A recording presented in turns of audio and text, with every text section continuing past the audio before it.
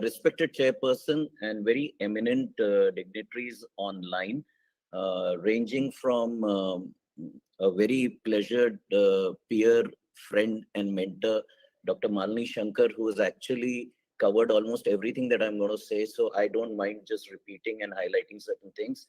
Nice to have Admiral Shekhar Sinha still on the screen, Comrade Dhankar, and many others. But let me, since we are a little behind schedule, let me dive in. I have no presentation. My entire talk is one paper. Okay, but then that paper may go on for about 15 minutes. That's the trick we bring. Anyway, greetings.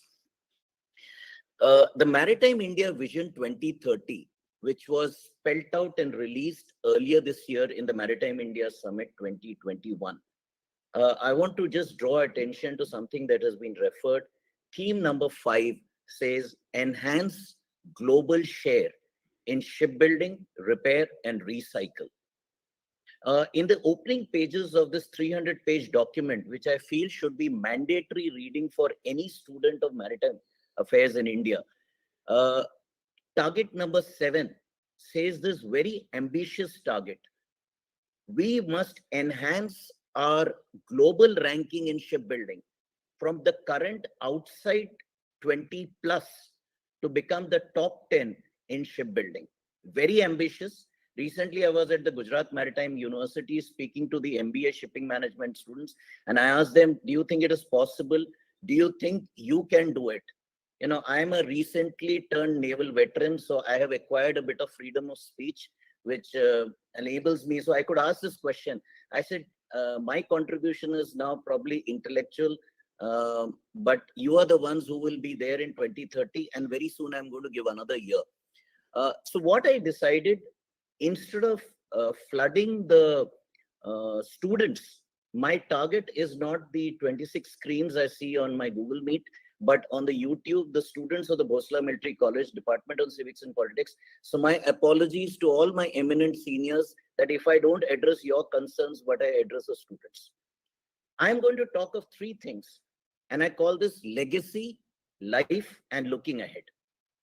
And in legacy, I'm going to begin my entire conversation on 1997-1998, when the late Vice Admiral Manohar Prahalad Avdi and late Professor B. Arunachalam visited a number of the local shipbuilding yards along the coast of India.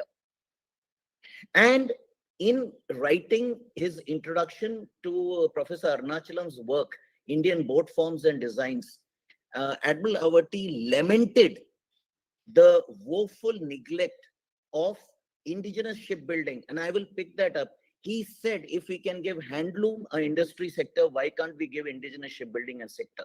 So with that setting, in this first part, I have 3 R's to cover. Read boats. You know, I was at the Maritime History Society, and the logo of the Maritime History Society has a reed boat. Reed boat is a very challenge to the ideas of science. You know, they were built according to the principle of what we call wash-through self-buoyancy. That means normally you have watertight integrity on a ship. A reed boat allowed water to seep in. But to achieve the balance of buoyancy, the reeds had to be harvested by August before the arrival of monsoon in the Indus-Harappan region. And if they were harvested later, they did not have the sufficient buoyancy to sail. Why do I mention? You know, we love to celebrate a legacy, and there was an attempt by certain Indian Omani scholars to rebuild a reed boat and sail it from Oman. It sank within 1 hour because adequate research had not gone into how was the technology of reed boats used. So the reed boats, which used to be bunched together, these special reeds, for those who would understand sarkanda or moda banate hain, so those kind of, you know, grass. And with that, with the correct season, if they had been cut, put down, you know, even today in South America, there are certain boats which still use that technology, which we used a few millennia years ago. So that's my first thing, to just anchor you to the Harappan era, to what happened between the Indus Valley and the sailing, and that was the reed boats. The second R, we carried this reputation forward. Dr. Malini Shankar talked about the Wadia legacy. When the English moved from Surat to Mumbai, And in the process of creating the Bombay Dockyard, they brought in carpenters into the Bombay Dockyard, which was the Wadia family. And then because the master craftsmen had to leave and go back to England, Lauji Nasarwanji Wadia became one of the first master craftsmen. And there, in the skill set of carpentry and handling wooden craft, which is there across Gujarat coast, and I'm going to come down to that in a mile, created some of the best known, including HMS Trincomalee, which is afloat at Hartpool even today.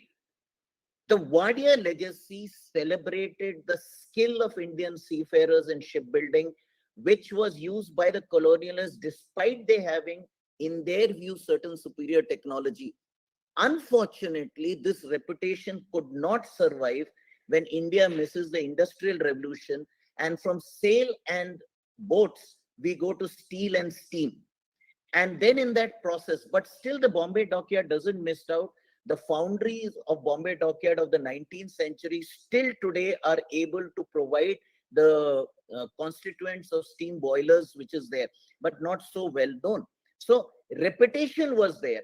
There is no challenge to reputation.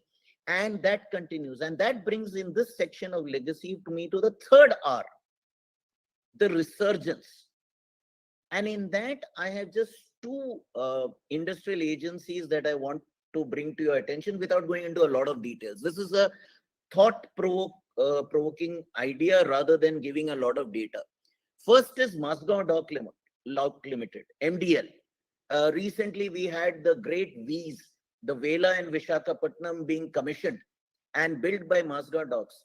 Do we forget that it was set up as P&O shipyard and it was used to build, and so steel shipping was built across, and today they have become shipbuilders to the nation. That's what the big logo over there, if you travel on the freeway, you'll find. Mazagon Dock Limited today can share their processes and they have acquired skills and principles. The second industrial setup that I would want to talk is L&T. Not because I have any connection with L&T, except that J.D. Patil Dada is someone who's been a good friend. But L&T was involved when India had to build its classified project, the Advanced Technology Vehicle, or now we can use the word Arihant and the nuclear submarines. So we have the skill set. This is the resurgence that is there. Do not always listen to say how bad we are in shipbuilding. We build world class.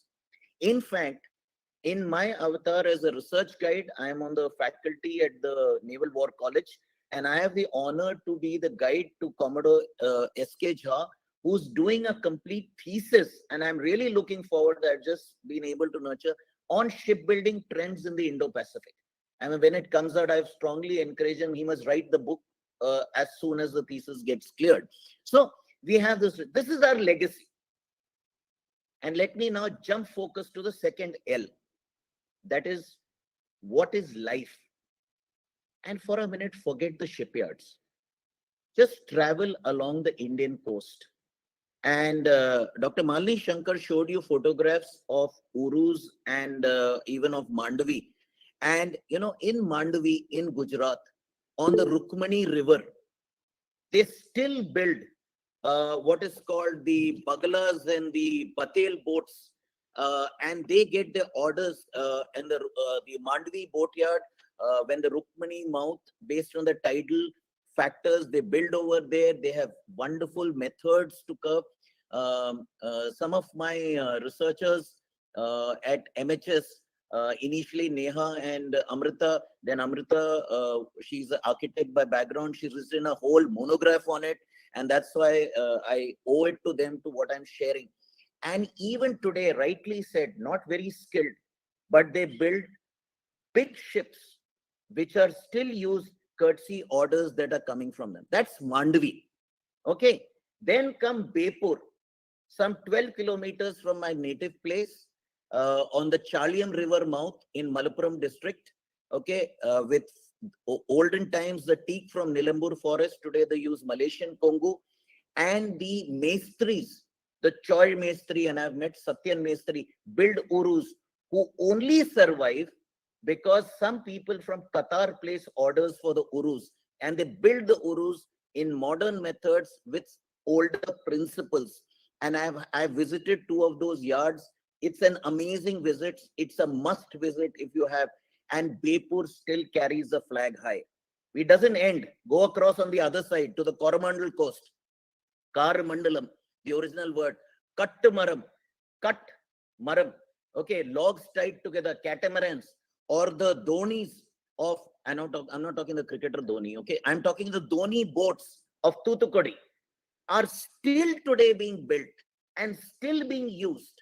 So these are three living shipyards or boatyards along the Indian coast, which are very much part of our current life cycle, current things. They are not even listed. Why are they not in an industrial sector and things? So, and I will come to how do we connect. That's my second part. And in another 3 to 4 minutes, I'll finish. And with that legacy and life, now let me go out of history and come to looking ahead. And I am going to challenge us, and I'm going to mention the year 2070, when I will definitely not be alive, because if I'll be alive, I'll be 105 years old. Okay, why do I choose 2070? We envy China and their shipbuilding prowess. Do you know 2049 is not yet arrived, and the vision for 2049 was laid in 1949. We have made a Maritime India Vision document 2030, which is 9 years ago. And recently at the, COP26, Prime Minister Sri Narendra Modi made a promise when the world was challenging and India intervened, and world was challenging on keeping the climate change down to a few degrees. I mean, the point, they were arguing in decimals. Okay, and he agreed that India will take the lead by 2070 and maintain within 1.8 degrees. And so I'm taking the year 2070. Can we for a minute forget all the problems that do exist today? Government is not providing a level playing field. There are not skilled manpower. There are other challenges. And can we take a promise that by 2070, India will be the world leader in shipbuilding? Not 9 years ago ahead, but roughly 50 years ahead, to be very precise, 49 years to go. And that means students who are today will be the directors and head of companies when this thing happens. I believe vision is the thing. And I want to give you 3 C's to make it happen. Again, VCIMU mentioned about green shipping. So first is, whatever we do, can we be mindful of climatology and carbon footprint? Which means we are not talking of today's technology. Whether we use material of the hull, whether we use the material or method in construction with robotics, whether we talk of less manned or autonomous ships, can we pledge to become and jumpstart the process for global leadership in climate friendly 1.8 degrees target technology into shipbuilding, which we have to begin researching today. Today, our minds have to go. You have to jump the curve. I'm a leadership coach. I don't believe in catching up, doing tail chase. You have to bend the curve and jump ahead of the curve, and that can only come with a crazy vision. Second, I'm going to share the second C, which has nothing to do with normal technology, but it has indirect. It's a term from economics. And we are going to have a bill that bans it. Cryptocurrency and blockchain technology. Why am I mentioning this? The very concept of geoeconomics is not going to remain the same. In shipping, so instead of real estate, the future assets will be virtual, digital, design thinking, and human intellect. In that, can we acquire the leadership? That means instead of complexities, can we bring competence? Okay, we get enamored by the West complexities and all of that. Can we become the ones who can? So the complexity theory I'm not talking about, is the complexity competence approach to the future technology. And the third is completely different in looking ahead is, when the Mission Olympics was being done, the Sports Authority of India went to the Bhil tribes to pick up young people from there and train them to be archers and win world medals. When we talk about the indigenous shipbuildings, can we come back to the third C, our coastal communities, coast and community to be precise? We go to these places which have an indigenous boat building culture. Talk to the younger people, because this gentleman at Mandavi was saying, "Mere baad kaun ye karega? Ye to band ho jayega." You know why? I mean, we can use legacy value, tourism, other things, but take those families who have basic skill set and that entire area, plant the thought of research and content, and involve them, people who have for centuries been associated with the sea. How can someone who's never seen the sea become a sudden overnight expert on shipping and shipbuilding? It has taken me almost 40 years of association to become a student of shipbuilding. I am not an expert, but I am a research methodology faculty. I am a thought person. And I would feel if we have to jumpstart this growth to looking ahead, we have to involve coast and community. In closing, all I have to do, what can I play? And this is my contribution, whether it's to Kamri, to DCP, to Bosla Military College. You know, I can help those who are interested to imbibe a growth mindset. Again, VCIMU talked about collaboration. There is no competition going forward. The world has to work together. No country carries a singular authority on all knowledge. In 2 years ago at the Goa Maritime Conclave, this phrase came up called collaborative maritime competence. That will jumpstart and acquire growth mindset in our young students, because today you have technology which a student studies in the first year is obsolete by the fourth year. So we have a mindset of growth that is required, and that is all that I have time for. Thank you for hearing me and my maverick ideas. Jai Hind, Shanawara.